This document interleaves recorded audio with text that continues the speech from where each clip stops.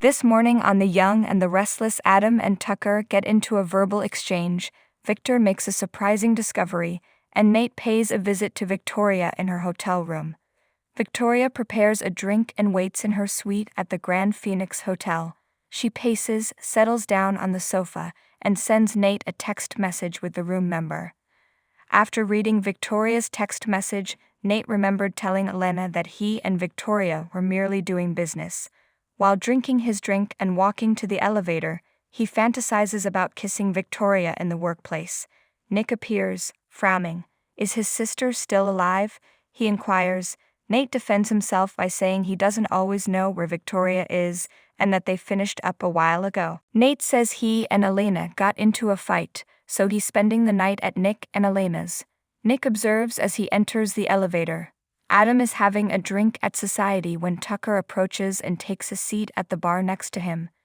In an effort to show his appreciation, Adam offers to buy him a beverage. Tucker doesn't want to share in anyone else's sadness, but he still wants a neat bourbon. Once Adam mentions that McCall is up for grabs, the conversation shifts. Tucker is baffled by this and assumes that his sibling or parent informed him. He finds it hilarious that Adam thinks he's back in the Newmans' inner circle. Seriously though, where did you hear that? Tucker makes fun of Adam for underachievement at Jabot, and Adam deflects. Even though they've had their differences, Adam and Victor are still family. As they share so many characteristics, they may communicate with one another. Miserable, brutal, Tucker thinks to himself. Adam retorts that Tucker is very different from the unapproachable Devon. It's possible that Adam will become CEO of McCall if his son decides against doing so. Tucker assures him that only after his death will he have any involvement with the business.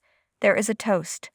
Abby has managed to persuade Devon to take a break with her over supper in the penthouse, because to her and Dom's visit, he has a lot of gratitude for her. Abby notes how tired the child is and how he or she is currently resting. As Devon looks at the world through his son's eyes, he finds it fascinating. The thought of their son reminds him of the reason he is battling for the return of his company and pondering the purchase of McCall. He hopes that Dom will look upon him and his accomplishments with pride. Abby inquires as to his mental state towards McCall. Devon tells Abby that he approached Tucker about his promise to sell to Newman first, but that Tucker revoked his offer for whatever reason. Far more significant are Devon's motivations for making the purchase. Abby is afraid that Tucker will hurt him. To Devon's knowledge, they played off each other really nicely. If he were to buy McCall, his dad would want to be involved in the business as an advisor. Given that he despises being told what to do, he interprets this as a positive indication. They're not sure if they should give him a chance. Victoria invites Nate inside her suite and offers him a scotch. Nate informs her that he must be explicit about something. No sexual interest from me.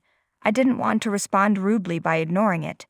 In retrospect, Victoria thinks he would have preferred to tell her directly that he isn't interested. Nate retorts that the issue isn't that she doesn't know he's interested.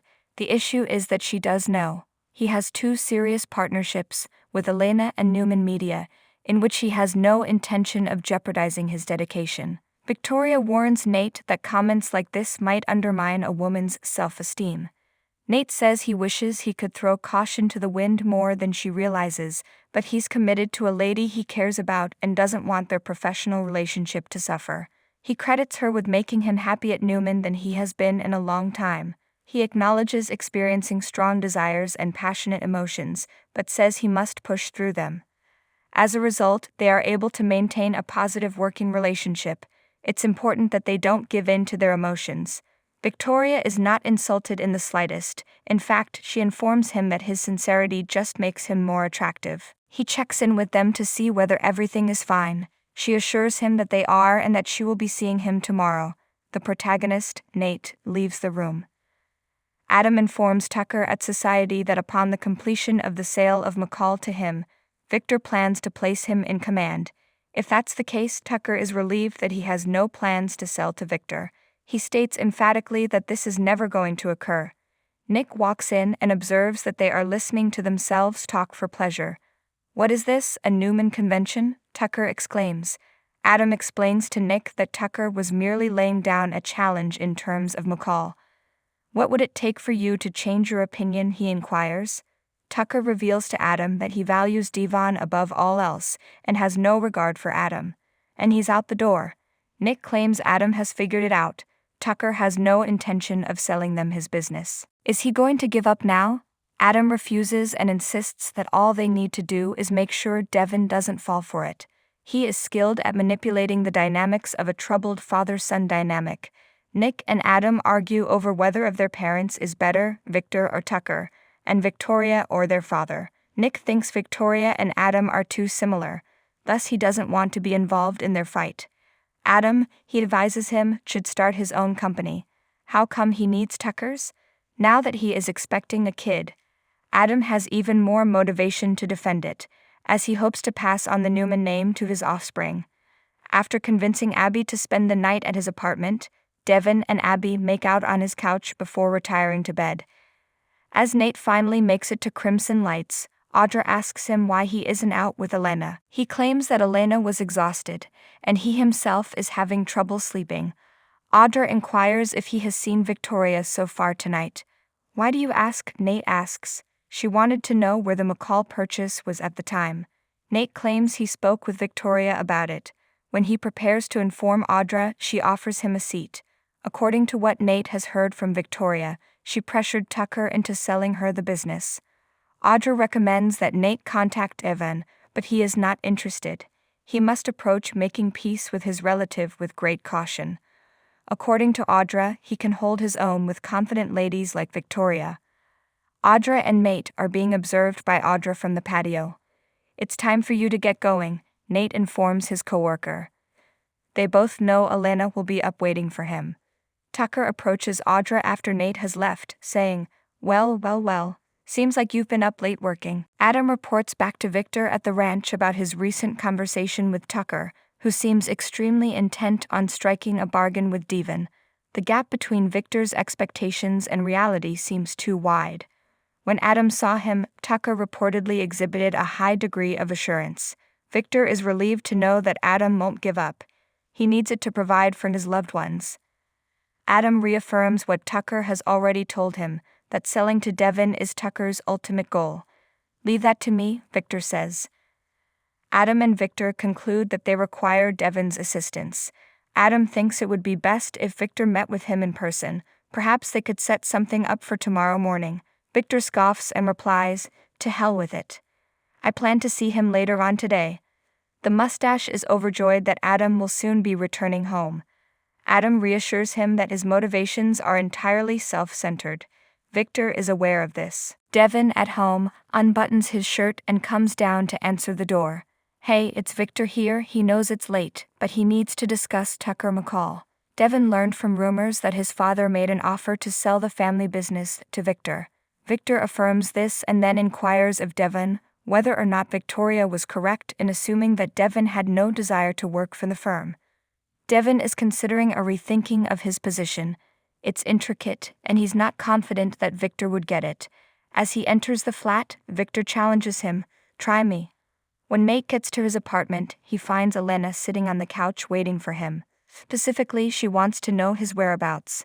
Nate claims he conferred with Victoria about purchasing McCall. Naturally, you did, Elena snorts.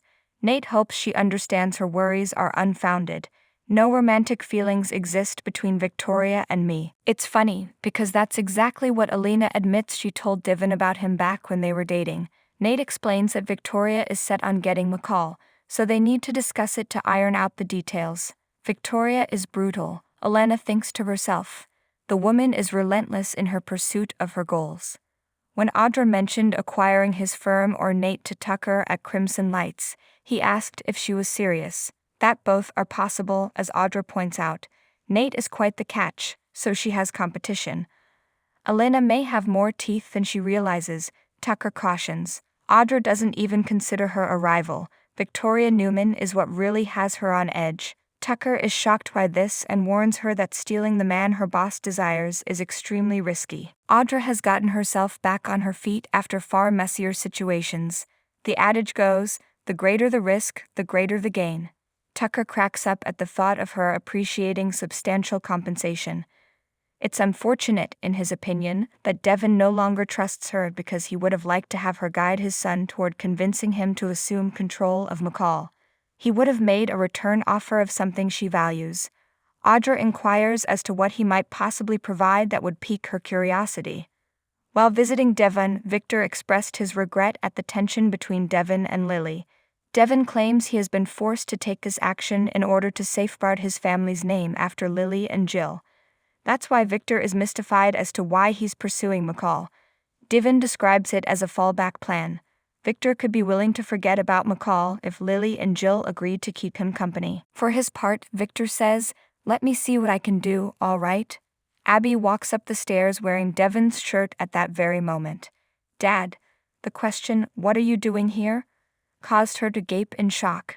In the end, Victor expresses his gratitude to Devon for the opportunity to talk. "It is finally making sense to me." He is escorted out by Devon. "Oh, that was awkward," Abby reflected. Her father should not have found out about their connection in this way. Devon insists they're not breaking the law. He expresses his gratitude by telling her she brightens his day. "You're the one person I never want to give up on." The couple locks lips. Elena, at Nate's place down the hall, wonders aloud why he's becoming so guarded. She's placing Nathan in an awkward spot, in Nate's opinion. When Elena gets a bad feeling about something that he denies happening, it drives her insane. "Please don't gaslight me, since I genuinely want to believe you." Nate clasps her hands in his and says, "I am devoted to this relationship." "You make it sound like a duty," Elena snarks. Nathan assures her of his undying love and devotion. Their kiss is passionate and passionate. Victoria sits alone in her hotel room and surveys her entrance. She daydreams about sleeping with Nate and having sex with him.